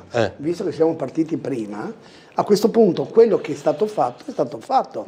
Cioè, secondo me è il solito discorso. Non cadere il rapporto con la Leitner, il progetto, come dice. Questo diciamo la logica, però siamo in Italia, quindi non è che... Eri in un contratto già stipulato, quindi rientri in un contratto. Io dico una cosa, è normale che perché loro sono contro. È un ragionamento, cercano di trovare tutti i peli possibili per essere contro una cosa. Invece di essere favorevoli a una realtà che darà lustro alla città, no, sono contrari a prescindere. Questo dico tutto da... Allora, siccome il sindaco si vanta adesso in aula, vi faccio sentire il sindaco, si anche sui vanta fondi. in aula che in 18-19 anni non ha fatto neanche un piano regolatore, perché lui si vanta di non averlo fatto. Voi. Si vanta di non averlo fatto. L'avete fatto voi in una notte, avete reso ma che una notte? Ma vi prego, se un sindaco che si vanta di non aver fatto un piano regolatore, si vanta, ricordo che il piano regolatore è il principale strumento urbanistico, quindi se tu ti vanti sostanzialmente ammetti che non hai idea di dove va la città, non hai idea di dove va la città. Lui che non ha idea di dove va la città comincia a fare un'opera fregandosene del fatto che questa è incompatibile col piano regolatore. Perché poi, quando entra in gioco la complessità del futuro, siete nulli, non avete fatto il piano regolatore, non avete fatto il piano del traffico, niente non fate, non siete in grado di fare niente dal punto di vista. Niente, non siete in grado di... E voi in 9 anni cosa facevate? Dormivate rispetto a quello? Dormivate? Non lo so, dormivate evidentemente. Quelle che fate voi. Sotto di voi la città dormiva, sotto di noi ed esplosa. Devo ammettere che le edificazioni a Barcola che hanno colpito tutti è una delle cose per cui ne abbiamo parlato tante volte qualche settimana fa, mese fa, in questi studi. O Picina, Conconello, zone con 3 vincoli in una notte cancellate. Ma di cosa stiamo parlando?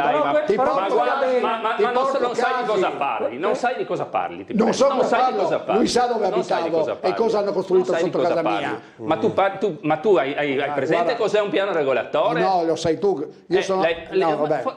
Io ho partecipato a N commissioni. Qua ricordo invece che la maggioranza ha preso l'abitudine di tagliare tutto e di andare direttamente in aula e di approfondire ogni singolo aspetto. Poteva essere migliore? Certo che poteva essere migliore. Sono stati fatti degli errori? Certo che sono stati fatti degli errori. Noi ci siamo presi la responsabilità di dare a questa città un'idea. Voi zero. Anzi, si vanta di non aver fatto il piano regolatore, il sindaco. Si vanta. A Barcola sono felici. A Barcola sono felici. Si vanta il piano regolatore. Sono felici. Barco è stato fatto veramente bene, un ottimo lavoro avete fatto veramente. Ma mi sorprende che un assessore, perché lei è un assessore che fa parte di una giunta e non si rende conto che fare il piano regolatore è un dovere nei confronti della città che è mancato da parte di una persona che è stata sindaco per 18-19 anni e che si vanta di non aver ottemperato questo dovere. 1.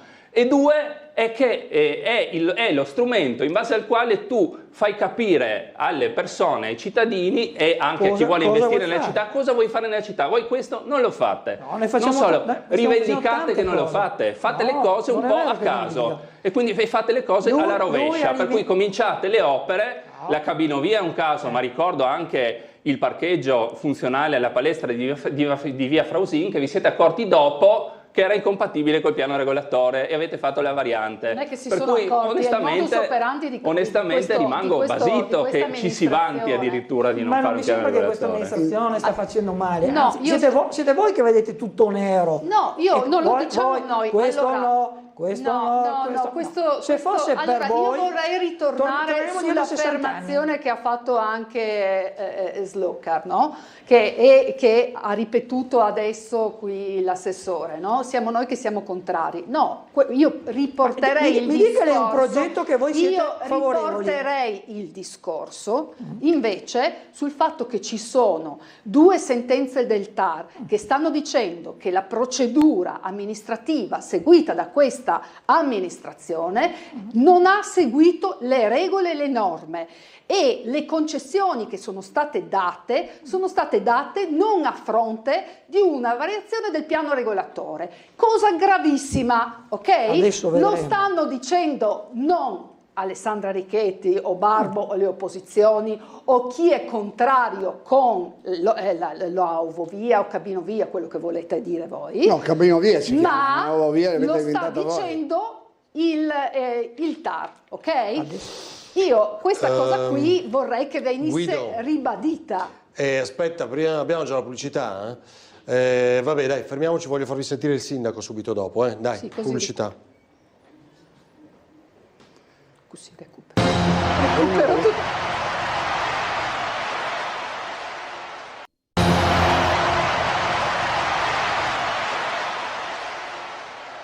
Negli ultimi 2 giorni 2 colpi sembrano essersi abbattuti sul progetto della Capinovia, il pronunciamento del TAR regionale che impone alla regione di riconsiderare le autorizzazioni alle concessioni e ieri le dichiarazioni del senatore pentastellato Stefano Patuanelli in merito ai fondi necessari al progetto garantiti dal ministro delle infrastrutture Matteo Salvini dopo l'impossibilità di accedere al PNRR. Non ci sono e non c'è nessuna previsione che questo aspetto cambi repentinamente. Se qualcuno pensa che tali notizie abbiano impensierito il sindaco di Piazza si sbaglia. Il primo cittadino, forte delle assicurazioni ministeriali ribadite da Salvini all'inizio dello scorso dicembre, liquida subito quanto affermato da Patuanelli. Già coperta. Conto che i cantieri possano partire entro l'estate dell'anno prossimo e decine di migliaia di persone possano muoversi in maniera sostenibile, davvero 1800 persone all'ora entro l'estate del 2027. Questi sono i tempi che ci siamo dati, il finanziamento è assolutamente coperto. Patuanelli, come sempre opposizione, smentisce un ministro della Repubblica, Matteo Salvini, che sai, poi i fondi ci sono. Di Piazza però inserisce l'uscita di Patuanelli in un gioco cui ormai si è abituato, al quale di recente si è aggiunto un nuovo player. Consentiteci di utilizzare un linguaggio giovanile una volta tanto. Anche Onse, l'ex sindaco di Udine, ha attaccato la Cabinovia, c'è tanta politica contro. Siccome la fa il centro-destra la Cabinovia, allora bisogna essere contro per principio. Questa è la realtà. Tutta politica, insomma, secondo Di Piazza, che poi torna su una considerazione che da tempo gli è propria e riguarda gli attacchi rivolti al primo ministro Giorgia Meloni. Ogni volta che dice qualcosa immediatamente Schlein e Conte contro, cioè è politica di basso livello nel vero senso della parola, contro perché fanno gli altri. Infine un esempio che collega Trieste a Genova, accumulate, secondo Di Piazza, dalla stessa parola d'ordine. Genova sta realizzando anche loro una cabinovia e loro, siccome la realizza il centro-destra, attaccare. Allora, così appunto Di Piazza dopo le parole di Patuanelli, cioè cosa dice essenzialmente? I soldi ci sono perché come pensa Patuanelli di smentire quello che dice un ministro della Repubblica, no? Che ha garantito l'arrivo di questi fondi. Io fino a quando non vedo, non credo. Attualmente quello che so, no, ma hai ragione ho sentito. Hai infatti, ragione grazie. su questo, finché non vedi non credi. Però insomma è stato detto. Per ora vediamo che le cose vengono dimostrate da fatti concreti. Per ora quello che c'è. Il progetto sta andando avanti, no? No, il progetto è stato bloccato e gli atti sono stati annullati da quello che dice il TAR e la Regione dovrà riavviare il procedimento, sempre quello che dice il TAR. Dopo non lo dice l'opposizione, lo dice il TAR. se anche il TAR diventa interpretato come azioni delle opposizioni, signori miei, non so, ognuno di quelli che vi segnala delle cose che non vanno viene interpretato come opposizione. Cioè, Perdonatemi. Adesso la Regione Poi su Patuanelli, io conosciamo Patuanelli, è sempre stata una persona molto concreta e precisa.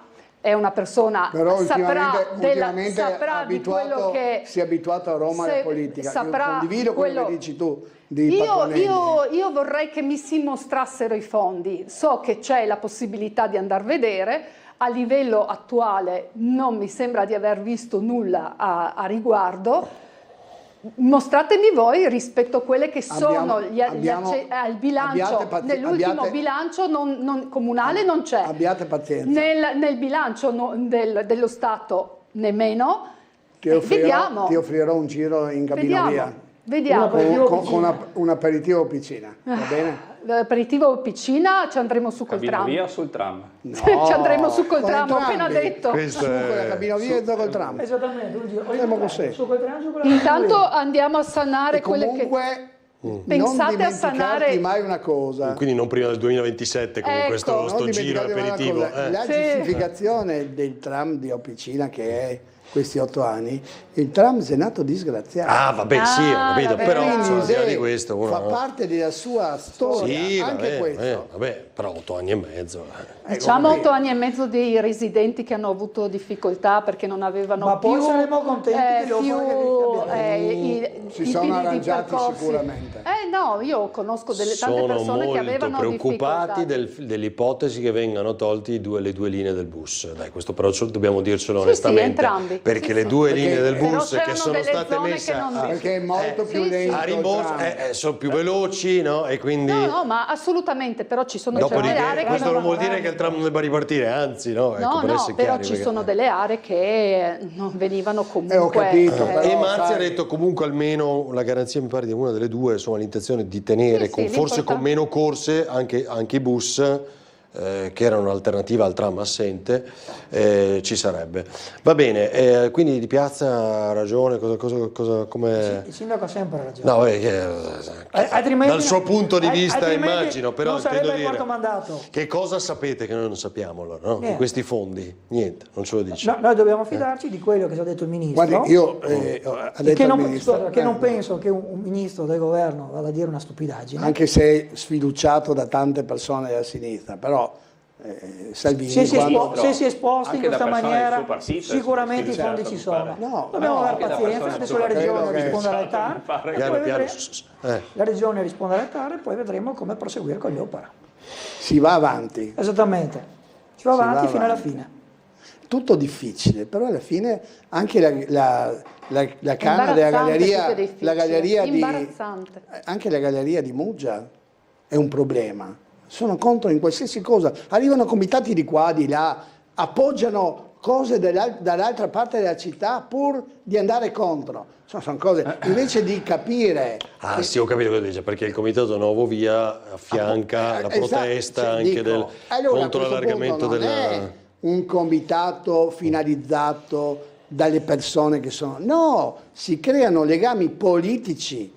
Questo è il problema, sono legami politici. Io non conosco non sono produttivi, ma sono distruttivi. Distruttivi. Non voglio portarvi dentro, ma si può essere contro l'allargamento della cabina della galleria Muggia? Non lo so, non vivo a Muggia, per cui non entro mi sarei fatto un'idea. Ma sì, ma non è che ci passo 2 volte, 3 volte all'anno, per cui onestamente vivi sempre in zona ZTL. Onestamente non entro e credo che le articolazioni territoriali degli organi istituzionali e anche dei partiti abbiano tutte le competenze e l'autonomia per intervenire sul punto. Però rispetto non mi sono fatto un'idea. Rispetto alla visione, diciamo, dei comitati che sento dipingere, io non credo che quelle 4.000 persone che erano in piazza fossero tutte organiche al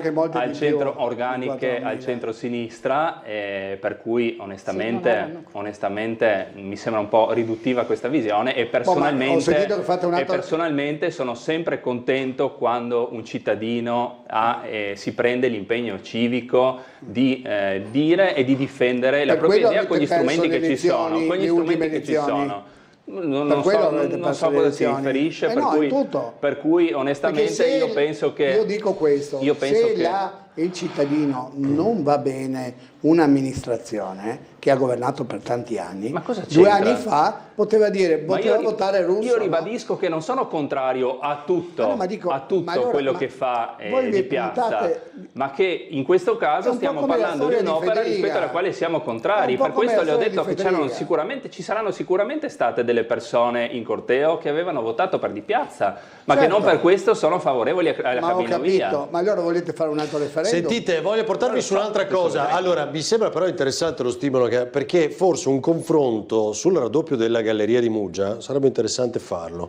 In effetti, qui a Ring, sentire chi è contrario, insomma, il comitato, il Polidori, insomma, il sindaco. Perché avevano iniziato. Organizziamo per settimana prossima. Allora, volevo capire, ma un tracciato, un bilancio, e poi Guido appena poi ci fai vedere la nuova Piazza Libertà, il servizio, la statua, un bilancio del parcheggio là in zona Tripkovic? Non so, non ho mai usato, pur lavorando là vicino, peraltro. Ma tu a piedi, sei in zona ZTL? Dai. No, è vero che vado a piedi, mi faccio mezz'ora però di camminata per si figuri per arrivare fino alla galleria di Muggia quando deve camminare.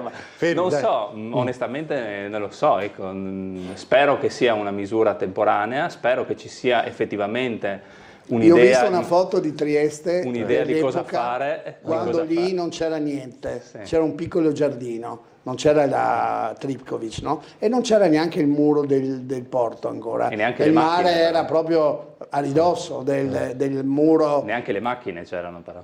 Non c'erano, ci sono anche delle foto con piazzalità con le macchine. Ma quella volta non c'erano le macchine. Certo. No, io guardo le foto anche più antiche. Ancora. No? Ecco. E lì non c'era niente, vedi questo colpo d'occhio di Piazza Libertà giardinata con alberi e quell'altro un giardino un po' più piccolo. Appena inaugurata la stazione ferroviaria e il mare di fondo, bellissimo. No? E credo che riuscire ad usare degli spazi in questo momento che servivano per i parcheggi è stata un'opera intelligente, grazie alla Confcommercio che si è attivata immediatamente, grazie al Presidente e anche al Comune che si è prestato a mettere a disposizione. Hanno detto che è una realtà temporanea, durerà quello che durerà, sappiamo lì andrà fatto, sicuramente se non ci sono immigrati è molto meglio, no? È fuori discussione. Quei 95 stadi sono stati molto importanti perché nel periodo di Natale non aver parcheggi, noi comunque a Trieste soffriamo il problema dei parcheggi, non è inutile dirlo. Io mi ricordo quando hanno costruito il Parco San Giusto, veniva detto che quel parcheggio, cosa serviva un parcheggio là, quel parcheggio sarà sempre vuoto, invece adesso magari averne 2 di quei parcheggi perché è sempre pieno. Addirittura ci sono le macchine in fila. In più dopo è venuto fuori adesso sulla viabilità, e quindi è venuto fuori un problema grosso per quelli che ci sono grossi gruppi che vorrebbero fare parcheggi sotterranei, però noi abbiamo una norma nazionale che vieta per la paura che l'acqua del mare venga dentro. Certo. Quindi è questo un po' un problema. C'è un'analisi sulla valutazione del fatto che quell'area sarà nel giro di poco tempo sarà ricoperta dal mare, però, per cui abbiamo quando anche è stato dato l'annuncio che verrà fatto un parcheggio sotterraneo lì della marittima, ma non solo quello, anche Piazza Sant'Antonio, non si sta tenendo di conto quando arriva l'acqua alta e il mare che comunque da questo studio anche che l'Olanda hanno definito che arriverà. Vivono sotto acqua eppure fanno tutto quanto. Tornando al discorso, quei parcheggi probabilmente non hanno il problema di acqua alta quando è arrivata. Mamma mia, vogliamo vedere Trieste alla prima pioggia cosa succede? Dai, fermi, non è la prima pioggia, noi abbiamo problemi d'acqua alta quando abbiamo Bore e Scirocco e quindi entrambi si alza. Esattamente. Sono situazioni che non si verificano fortunatamente. Cosa sta facendo giorno. il Comune per pianificare rispetto ai danni che comunque vengono fatti perché la salsedine sta arrivando a tutte le piazze di Trieste. Ma stanno valutando tutte le varie cose che Di si può fare. Salerno al mare, No, signor mio, Sarà ci un sono problema. ci sono le piazze più belle ho che capito, erano state addirittura proposte come patrimonio dell'UNESCO, e non ci preoccupiamo di tutelarle. Anche voi vi faremo patrimonio dell'UNESCO. Vorrei obiettare che rispetto alla presenza di quel parcheggio, che è simbolicamente stato creato dall'abbattimento di una sala che era utilizzata anche non era più utilizzata. Ma da quanti anni non era più utilizzata? Si poteva utilizzare a livello acustico, era considerata, mamma mia, era stata considerata con una richiesta. L'amianto e tutto quanto. Allora, attenzione, l'amianto non è così, è stata decretata che sarebbe stata buttata giù per questioni di amianto. Poi, guarda caso, questo amianto è sparito quando è arrivato il cantiere. Ma guarda che bravi siete riusciti anche a far sparire l'amianto quando serve.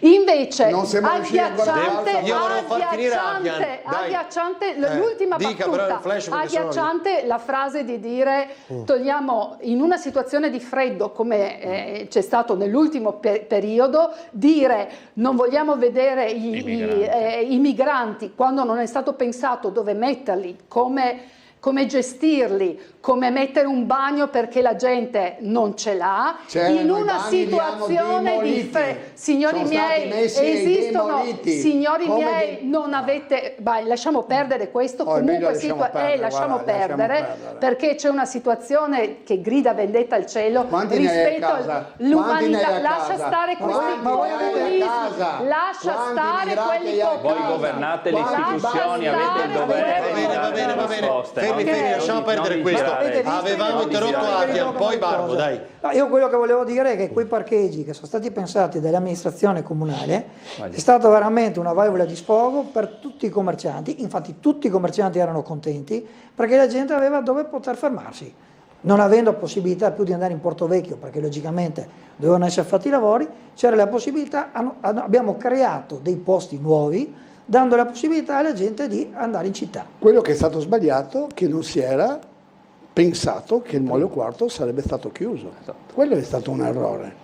Ma bisogna dirle però bisognava fare. Questo è una cosa con la cancellazione di tutti quei posti auto. Io lo dico perché sono un po' anche libero nel dire le cose. Credo che l'amministrazione avrebbe dovuto pensare e dare immediatamente la piazza Libertà a disposizione per quei posti che mancavano, perché Trieste sotto le feste non c'erano posti dove mettere le macchine. Vi faccio vedere una cosa, Barbo, ce l'hai Guido? Così almeno lo vediamo, la nuova piazza Libertà, eccolo là, vai. Sono in corso in questi giorni i lavori in Piazza Libertà per la realizzazione della recinzione della statua di Sissi. Gli interventi sul terreno e le aree circostanti sono stati anticipati da alcune operazioni di spostamento di vecchi quadri elettrici e la creazione delle fondamenta in calcestruzzo. Una delibera approvata a fine luglio dalla Giunta Comunale e fortemente voluta dall'assessore alle politiche del territorio Michele Babuder. La necessità dell'intervento è stata in qualche modo accelerata dalle frequenti situazioni di degrado che hanno riguardato la piazza, vista la costante presenza di gruppi più o meno numerosi di richiedenti asilo che frequentano la zona e che in certe situazioni hanno utilizzato in maniera scorretta gli spazi attorno alla statua. L'opera totale ha visto stanziati 70.000 euro, ha ottenuto tutti i pareri tecnici ed ha quindi proseguito i propri iter per arrivare quindi ai lavori veri e propri spezzettati nei mesi scorsi in base alle competenze di chi operava. L'installazione vera e propria del manufatto è prevista per il mese di febbraio. La ditta all'opera è la All Green, che in questi giorni sta lavorando con molta puntualità rispetto alle mansioni che rientrano nel progetto definitivo. Quindi diciamo per proteggere la statua di Sissi, abbiamo capito, voi vi pare normale? Vabbè, okay. Ma voi vi pare normale? Fermo lì, dai Barbo, toccava a Barbo. Allora, tornando sul tema del parcheggio, io credo che eravamo ospiti proprio il giorno prima, sia io che Slocar, e credo che abbiamo espresso le stesse posizioni che stiamo esprimendo oggi, e cioè ok il parcheggio purché sia temporaneo, e bisognava sostanzialmente pensare con anticipo, dato che la chiusura del Mollo Quarto era nota da tempo. In termini generali io sottolineo, ma mi sembra che fra le righe lo faccia anche l'assessore Avian, che c'è un tema legato ai parcheggi e alla viabilità che è diventato molto più pressante negli ultimi anni e rispetto al quale noi con i nostri strumenti abbiamo cercato di sollecitare la Giunta, e ritengo che la Giunta abbia il dovere di provare a fornire delle risposte che finora, lo rilevo senza spirito polemico, però lo rilevo, non ci sono, perché appunto questo caso evidenzia come non si stia pianificando a sufficienza. E qui non dico che sia una cosa facile, però va messa mano in qualche maniera. È un problema grosso. Va messa mano in qualche maniera alla situazione. Dopodiché ho sentito delle espressioni rispetto alle quali mi dissocio diciamo la penso come la consigliera Richetti, nel senso che non si può sentire. Ti dissoci dalla Richetti? No, mi dissocio da quello che hai detto tu rispetto ai migranti. I migranti sono persone. Quanti ne hai a casa tu? Ma io non devo avere a casa 1, 2 o 1000 o 0. A quanti dai il bagno tu a Se io governo un'istituzione ho il dovere di dare delle risposte e ho la responsabilità della salute delle persone che si trovano sul mio territorio e che rischiano di morire di freddo con un tempo come questo. Non è dall'esempio, non buttiamola sulle tifoserie. Io la butto sulle responsabilità del sindaco e di chi governa con lui, che non sta dando risposte. Perché Camposacro purtroppo è dietro. Chi governava prima? Tutti questi qua. Chi governava prima ha dato delle risposte. Ricordo che ha dato una risposta con la struttura di Valmaura e ricordo che ha proposto attraverso di noi che rappresentiamo il centro-sinistra oggi, di utilizzare via Flavio Gioia. Devo chiudere, Questo non è avvenuto, però. Allora, va bene, voglio intanto ringraziarvi. Dobbiamo veramente fare un confronto anche su Muggia, una parte almeno di Ring, per discutere del tema della grande opera, perché poi di fatto è importante per Muggia. Sarebbe un passaggio storico e quindi ci confrontiamo. Grazie a Slocar e a te e a tutti quanti un buon anno. Grazie altrettanto. Grazie a Slocar, Avian, Richetti, Barbo. Voi per averci seguito, grazie, buonanotte da Ring. Ciao ciao.